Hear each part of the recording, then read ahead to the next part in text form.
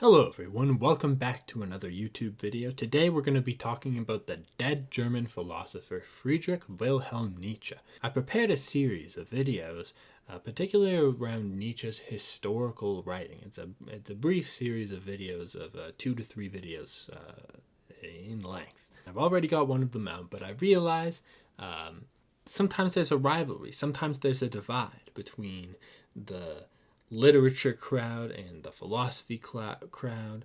Certainly there's going to be a lot of overlap, especially with Nietzsche, but it's also true that with these videos I prepared, we're kind of delving in right into one of his earlier texts and talking about, maybe relatively technical stuff pertaining to Nietzsche's views on history. While I don't think that's overly philosophical or overly complicated, I realized that, hey, maybe you're just getting started with Nietzsche, or maybe you don't have time to read him or haven't read very much about him or from him yet. So what's going on with this guy? What is he even saying? How do you access the writings of this great man?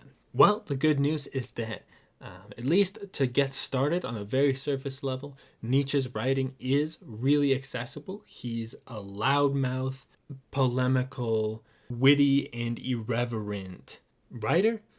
Many of his aphorisms, in my opinion, should fit right in with the brazenly attention-grabbing, emotionally disturbing headlines and thumbnails that we're probably overwhelmed with in this day and age. Here I'm opening to a random page of the joy science or the gay science. And here it says, aphorism 237 on the polite. He is so polite. Yes, he always has a biscuit for Cerberus with him, and is so timid that he takes everybody for Cerberus, even you and me. That is his politeness. So he's calling polite people weak. And just a few aphorisms down, thoughts and words. Even our thoughts cannot be entirely expressed in words. Okay, so now I've closed the joy science, and I already have 2 ideas to think about. It's, took 30 seconds. There are more complicated passages in Nietzsche too, and even what we said, deserves more unpacking and more comparing with other aphorisms around it. But if you just want to get started with a philosopher, I think that Nietzsche is one of the most accessible philosophers you can read. This isn't Hegel, this isn't Aristotle, where you've got interweaving layers of syllogisms that are impossible to digest. Nietzsche is one of the most entertaining philosophers that there is. He's one of the best writers, one of the best, poetic qualities of a philosopher. And it's true, when you get deeper into his work and you spend time with it, it can be intensive, even emotionally intensive to wrap your head around what he's saying. But we don't have to worry about that in this video. This is just one of these tier list, clickbaity videos in honor of Nietzsche's brazen, striking, aphoristic style. I've read most of Nietzsche's works. There's a few I haven't read very closely in a while, but I did my honors thesis in university on mostly the genealogy of morals in specific. I've revisited the gay science, Beyond Good and Evils, Thus Spoke Zarathustra. If there's any thinker or writer that I feel confident talking about, the broad strokes, the extent of their work, it's Friedrich Nietzsche. So without further ado, we're going to talk about the text, talk about the writings and the books of this great man, this writer of books, Friedrich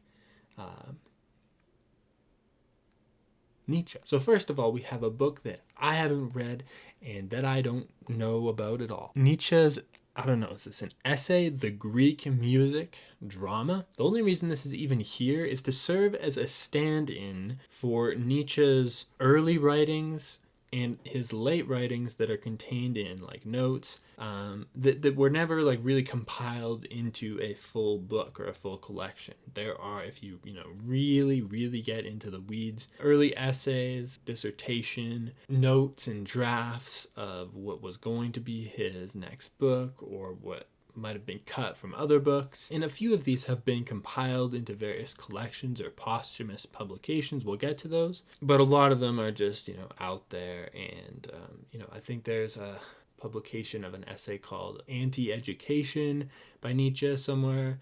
I don't know from what point in his career that was from. So there is more stuff to cover than just the most popular, most famous works. But really that's only relevant for somebody who wants to be a scholar of Nietzsche. Specifically, this book, The Greek Music, what is it called? The Greek Music Drama. I have no idea what it's about.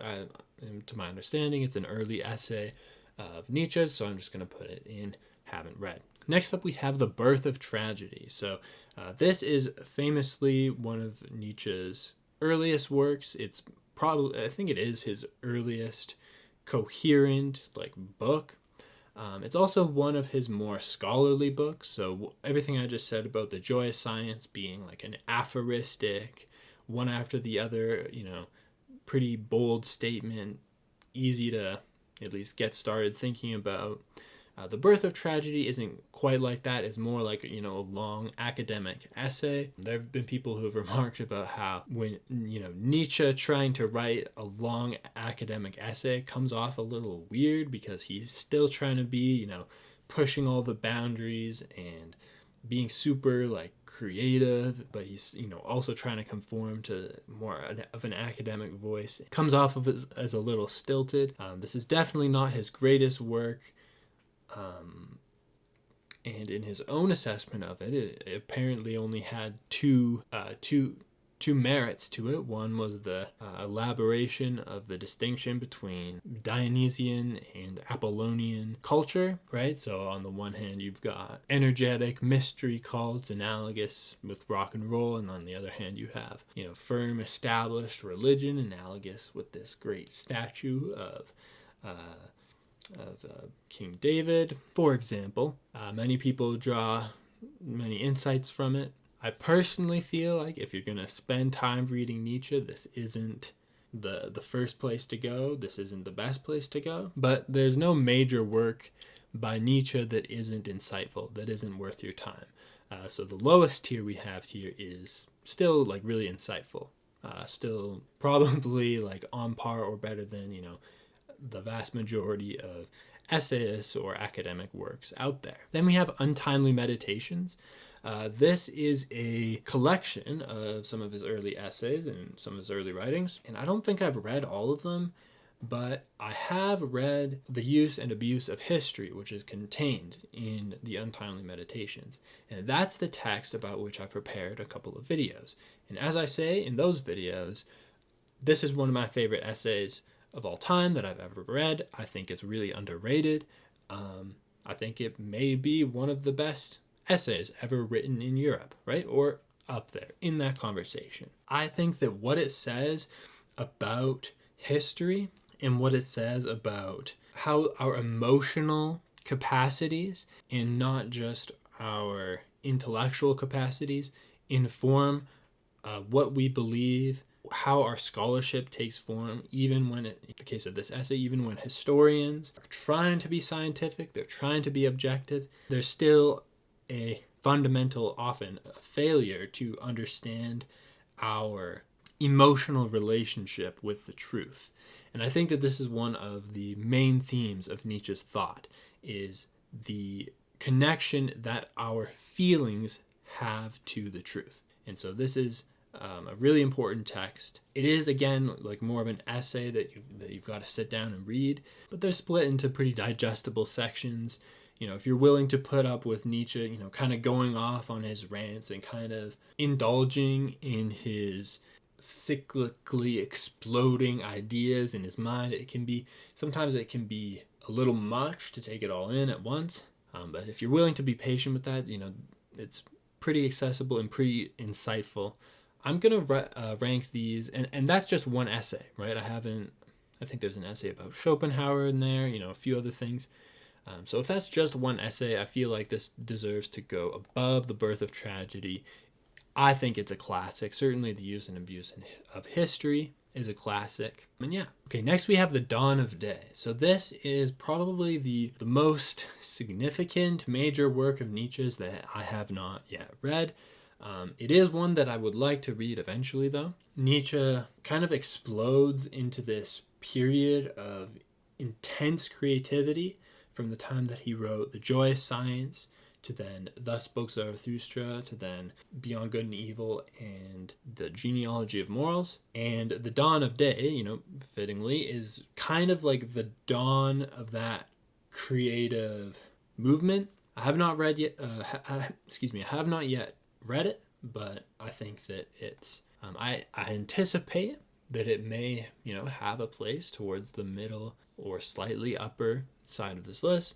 I haven't read it though, so I can't, be the judge of that right now. Before The Dawn of Day, he wrote Human All Too Human. So Human All Too Human is the first of a number of Nietzsche's major works that kind of follow this distinctive aphoristic style. He's got a few chapters broken up by subject. The subject might be religion, the artists, the spirit of the Germans, and he's got like these various topics, and he goes through and he just, puts these, sometimes they're as long as a page or two, sometimes as short as a sentence, aphoristic thoughts, like bam, bam, bam, bam, bam, bam, like onto the page, one after the other. In this style of writing, there's going to be some aphorisms that maybe stand out more than others.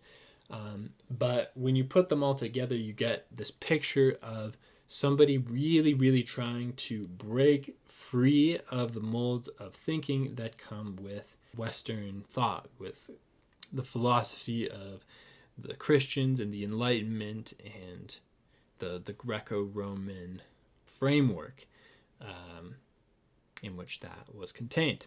And nowadays, isn't this what everyone is trying to do? We're trying to break through the boundaries. This is the point of creativity.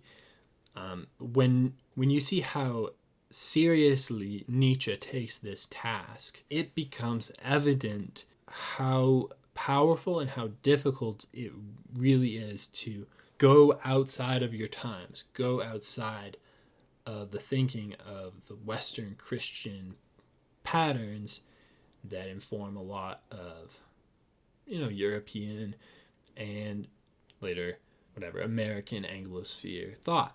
And in the preface to this book, he talks about the difficulty of this task and the immense, almost like danger of going, the phrase that he'll come to use, beyond good and evil, pursuing the distant Übermensch, overman, overcoming what humanity currently is. Human All Too Human does end up being a little bit rough around the edges for this reason. It's him trying to break into his period of intense creativity, but he's still kind of got all these thoughts that he hasn't quite put together yet. And so for that reason, Human All Too Human almost becomes redundant in light of his later works. But if for some reason Nietzsche, died earlier or something, and he was never able to write his greatest works, Human All Too Human, I think, would still stand as a very, very, mind-blowing and important philosophical text. I'm going to put it in the classic category, just slightly below Untimely Meditations. Friedrich Nietzsche's The Gay Science, or The Joyful Science, The Joyous Wisdom. The German is Die Fröhliche Wissenschaft. Okay, I butchered that. Die Fröhliche Wissenschaft. That's the best I'm going to do right now. So here's one way to think about it. So this doesn't quite make sense in English, but if you think about like the roots of those words, the frolicking wisdom craft. So it's not just talking about science like biology and things. It's scholarship in general, which is joyful. And this might be my favorite of Nietzsche's texts. Like I said, you can kind of just open it up to any random page, and whatever aphorism you read there will be, more than enough for you to contemplate for like the next afternoon. If you're going to start with Nietzsche, this might be, a decent place to start. And when I first read Nietzsche, I chose to read most of the books we're talking about in chronological order, from the order that he wrote them. My logic there was that I would go with Nietzsche along the journey of him developing his thought. And I figured I could, start to understand it that way. I think it may have, a little bit, ended up doing something for me, but I also don't think that's necessarily the most commonly recommended method for getting into Nietzsche. But through the gay science, I think like in real time, my first impression of it was that he was, as each aphorism went along, and especially after I think you get to book 5, or maybe it's book 4. Yeah, book 4 with the famous Sanctus Januaris passage, you get this transition from the more unstable, more uncertain, almost slightly darker tone of something like Human All Too Human, and going into what is another one of Nietzsche's most characteristic strengths that very few other writers or philosophers have, is just this ruthless devotion to joy and to finding happiness in the freedom and, the dignity of the philosophy that he's trying to search out. So I'll read you the Sanctus Januaris passage. It's very short. It's just a paragraph. And it goes like this. This is 276 in the Joy of Science. The aphorisms are numbered for the new year. I am still alive. I am still thinking. I must remain alive, for I must continue thinking. Sum ergo cogito, cogito ergo sum. Today, everyone is allowed to express their fondest thoughts and wishes. Well, I too want to say what it is that I have wished for myself today. What thought first crossed my mind at the beginning of this year? A thought with which I may justify and with which I shall pledge the rest of my life. A thought to render my life sweet. I want to come to regard everything necessary as beautiful, so that I will become one of those who makes everything beautiful. Amor fati. From now on, let that be my love. I do not want to wage war against the ugly. I do not want to accuse anyone. I do not even want to accuse the accusers. May averting eyes be my only negation. All in all, and on the whole, someday I hope only to be an affirmer. So this is one of the joyful sentiments in the joyful science. To me, this little sentence, a thought to render my life sweet, amor fati, let that be my love. There may be limitations to the ultimate, ends and conclusions of that philosophy as it gets applied and explored in further works. But considering the slightly darker tone of at least parts of Human All Too Human, it can be really refreshing to hear such an optimistic and beautiful sentiment. Okay, so the gay science is, I'm going to put it in the top tier, the overbook. This is, because there's the overman, the ubermensch. This is the book of books. If you're only going to read one book by Nietzsche, the gay science might be a candidate for this. I think this is also, something of an academic consensus that yes, the gay science is one of his best works. It's personally my favorite. That's why it's going up there. Okay, Beyond Good and Evil. Actually, let's keep going chronologically. Let's go with Zarathustra next. So, Thus Spoke Zarathustra is a little bit different. It still sort of has an aphoristic, certainly a highly episodic style to it, but it is often described as a philosophical novel. It's got more of a narrative. Actually, it reads a lot like a scripture. In fact, Nietzsche was parodying essentially the Lutheran Bible. So it's supposed to sound like a scripture. And as much as it may basically be a parody of a scripture rather than actually a scripture itself, props to Nietzsche. He kind of captured the feeling of the words are not you can meditate on each sentence, and come up with all kinds of different meanings from it. Academics don't tend to like this. I mean, they don't tend to like a lot of fun stuff like this. I think in the bibliography of Carl Jung, for example, the Red Book is maybe in a similar situation where it's a more psychedelic, creative, spiritual text, and for that reason, people generally find it very striking and very profound and interesting, and then academics find it very uninteresting, for very mysterious reasons. I personally think that, if you're willing to take it with a grain of salt, if you're willing to conceive of Thus Spoke Zarathustra as just an endless fountain of creative inspiration, It might be one of like the best books out there just for that purpose. There are, I think, a lot of philosophical insights as well that can help you understand Nietzsche's philosophy. What I'm actually going to do is we're going to add the Z tier for Zarathustra. This is not because it's the best book. It could be, but it's more fever dream, spiritual vision direction might just make it inaccessible or relevant, depending on the person. So it definitely goes in its own category. There's really nothing else like it. So we'll put it in the Zarathustra tier. It's definitely, as I start talking about it, there's definitely like so much to think about, so much to talk about with Thus Spoke Zarathustra.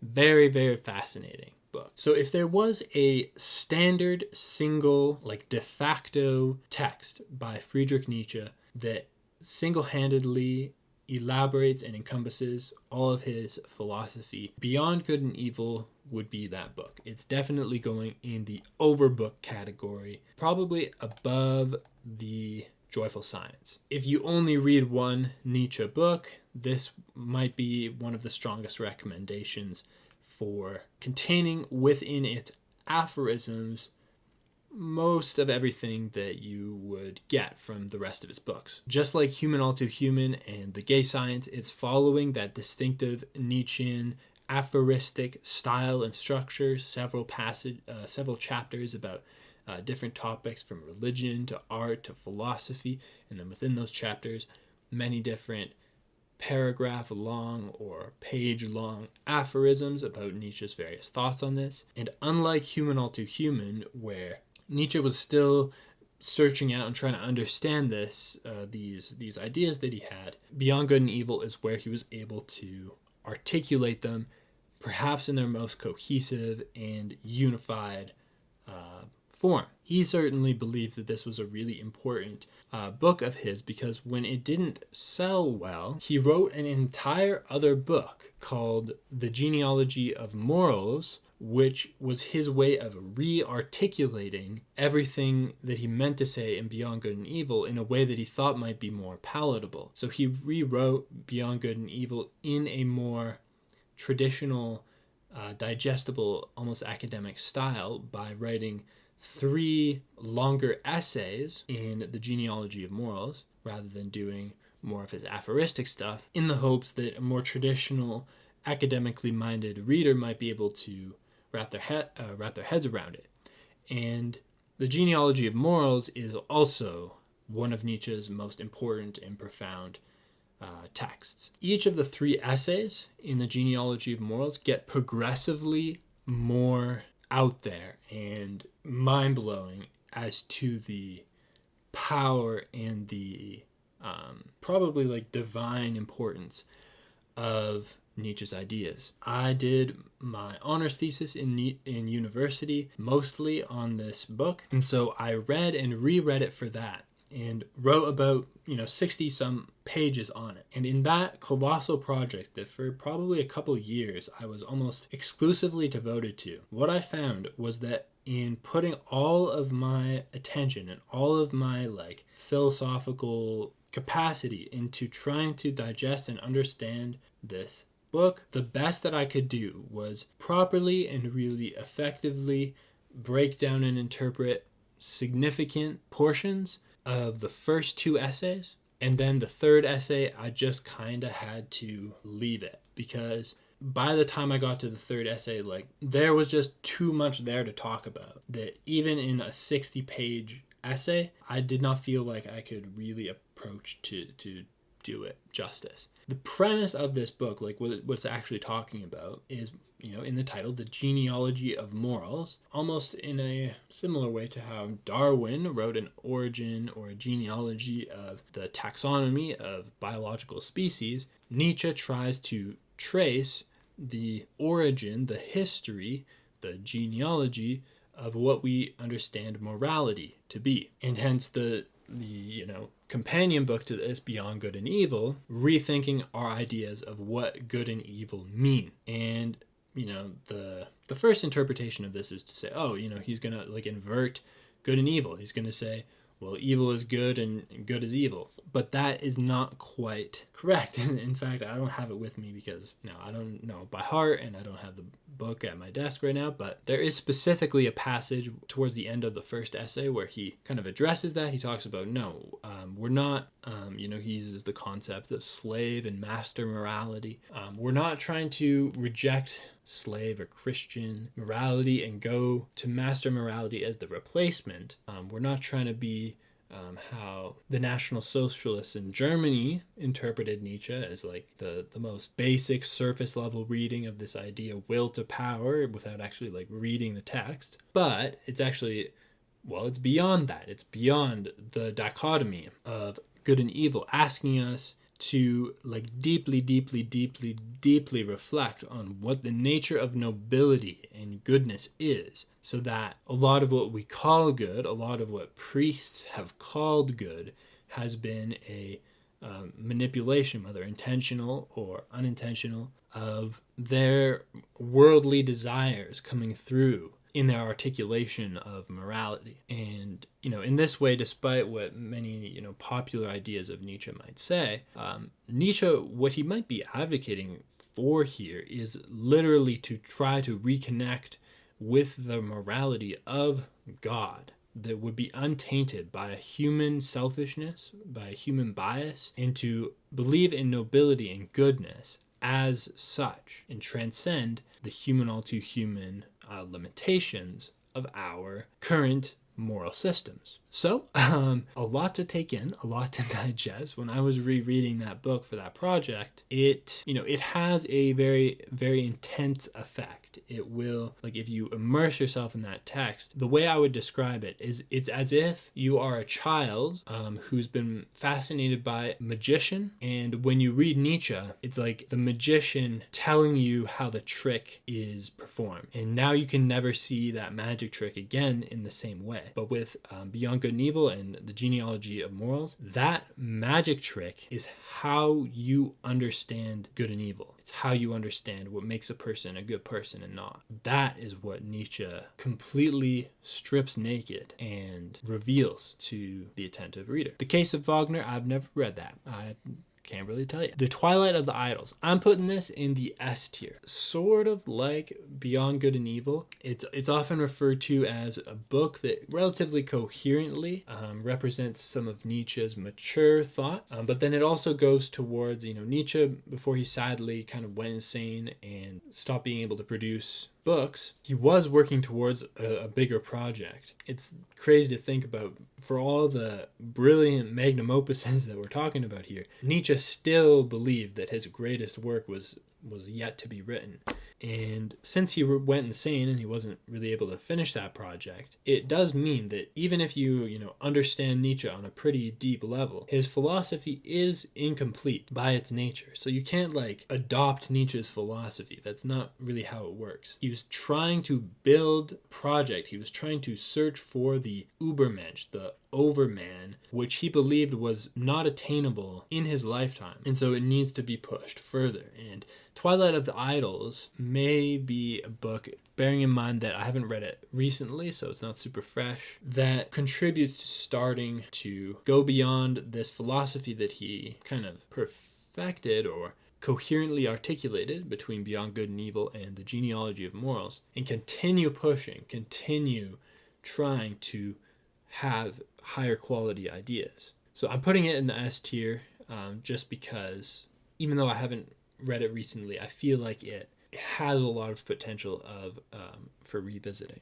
Before Nietzsche went completely insane, he wrote several books. I think he wrote 6 books, one of which I've already put in the haven't read category, before he went insane, almost like he knew that was going to happen. And some of these books are worthwhile. So there's The Antichrist, which, to be honest, I haven't read in a long time. And when I did read it, I don't think I read it very closely because I remember next to nothing from The Antichrist. What I do remember is the preface. And I'm just going to say, for the preface alone, this is either high classic or low S tier. So the preface, actually, let me just pull it up.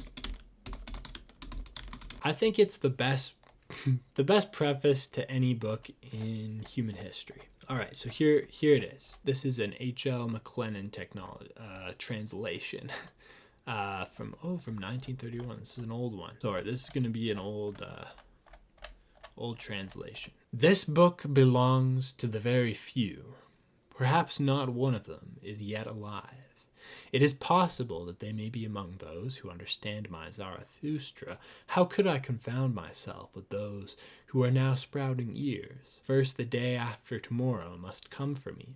Some men are born posthumously. So the conditions under which any one understands me, and necessarily understands me, I know them all too well. Even to endure my seriousness, my passion, he must carry intellectual integrity to the verge of hardness. He must be accustomed to living on mountain tops, and to looking upon the wretched prattle of politics and nationalism as beneath him. He must have become indifferent. He must never ask of the truth whether it brings profit to him or a fatality to him. He must have an inclination, born of strength, for questions that no one has the courage for the forbidden, predestination for the labyrinth, the experience of 7 solitudes, new ears for new music, new eyes for what is most distant, a new conscience for truths that have hitherto remained unheard, and the will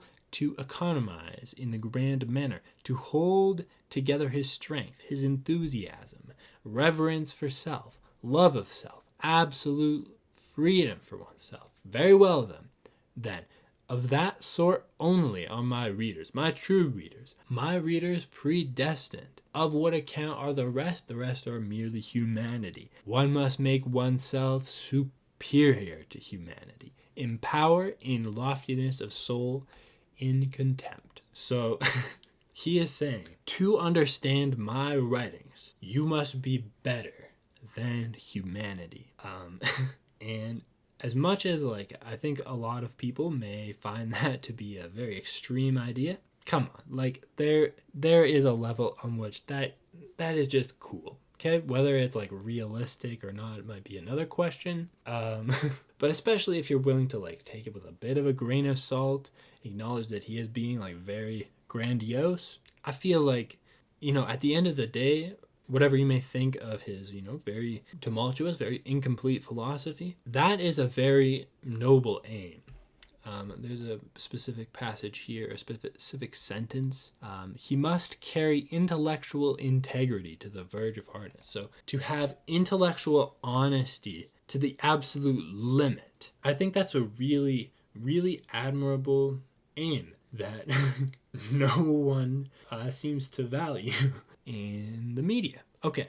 Or in many swathes of academia, or even, the literary world. Who is willing to value honesty that highly? Okay, now we have Ecce Homo, Nietzsche's autobiography. So I'm going to put this in the high classic tier. It's probably one of Nietzsche's most accessible texts. So if what I've been saying so far is whoa, that is weird, that is too much, but somehow you're still watching, maybe try Ecce Homo. It's a little more down to earth, although he's still being very grandiose, self-aggrandizing, I think for comedic effect. But there's also some very useful chapters in there in which he gives his assessment of his corpus. He tells you about his writing process a little bit. He's still very opinionated and grandiose about telling you about his writing process, but I think it is a funny work. He's constantly contradicting himself and playing with that. And of the autobiographies out there, it maybe doesn't describe the most interesting life. I don't know how much it even really goes into his biography as much as it goes into his thought process. But in that way, it is very accessible. With my strategy of reading Nietzsche chronologically, by the time I got to Ecce Homo, I was a little bit burnt out from reading Nietzsche. I was maybe that's why I don't remember much from the Antichrist, because I was okay, I get it. I think I should read something else now. I don't even think I finished it the first time. So in that sense, it's It's not my favorite, but if I read Ecce Homo before I read any of Nietzsche's other works, it might have been one of my favorite books ever, right? So yeah, it's also not that long. I don't think any of Nietzsche's works are really that long, but Ecce Homo in particular, yeah, it's probably one of his most accessible. So it's got to be a classic. It's got to be up there. Nietzsche contra Wagner. I know nothing about that. And Will to Power. So Will to Power is Nietzsche's sister, who was literally a Nazi, who took his notes and all the, unpublished writings that he had that he was trying to use to create his next great philosophical work. I think he was going to call it The Philosophy of the Future or something like that.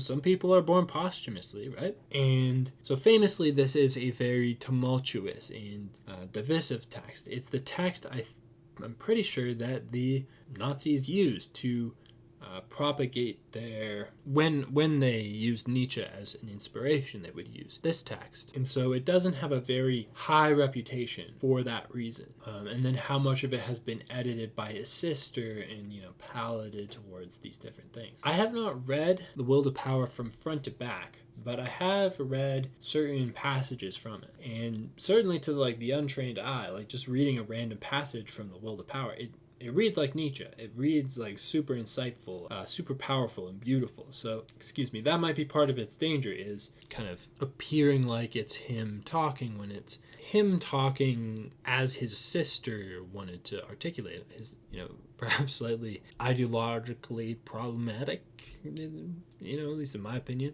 sister. So it probably can't go much higher than insightful, but that's the thing, right? It's still insightful despite all of those limitations. And the last book we have here is actually a collection of Nietzsche's poetry, the Dithyrambics of Dionysus. So I have not read this text in full, but I have read and reread or tried to read some of the specific poems here. And, we're talking about Nietzsche. I do care about philosophy, but this is primarily a literature channel. So I do have an interest in revisiting this. The only thing I'll say is that I forget the title of the poem. One of the poems that I have read from this collection, it did kind of read like a 14-year-old boy's power fantasy. I am on the mountain striking armies down with lightning.